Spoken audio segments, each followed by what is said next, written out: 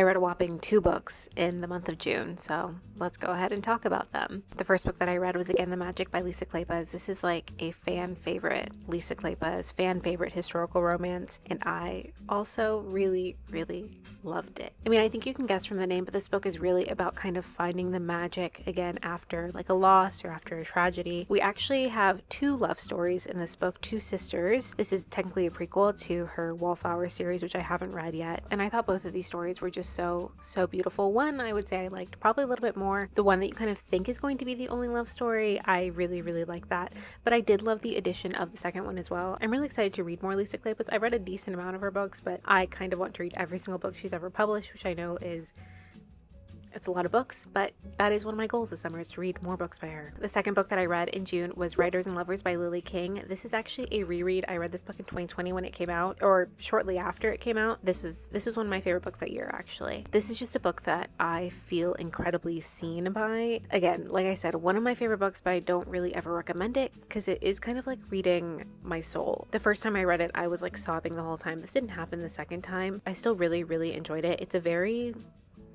like low plot, high on like the character development. Technically, not a lot happens in this book. Definitely if you're looking for like a fast-paced, action-packed book, this is not going to be that at all. But I really do love this book. It follows our main character, Casey Peabody, who is a writer who's really struggling to write after the death of her mom, and also like keeping up with her writing practice when all of her other writer friends or artist friends have kind of moved on from that. They've kind of, become lawyers and real estate agents and everything, but she has really stuck to writing and has really kind of dedicated her life to it. There is like a little bit of romance in this as well, but I personally think that the main takeaway of this story is the character development within Casey and kind of how she not necessarily overcomes her grief, but works with it. And it's also about her dedication to a career in the arts, in a career in writing. So those are the 2 books that I read in the month of June. I think July's looking up. I've already finished 1 book and I'm hoping to read more, and Summerween is this month. We'll just have to see. Every month that I only read a couple books, I'm like, well, next month surely I'm going to read like 30 books. So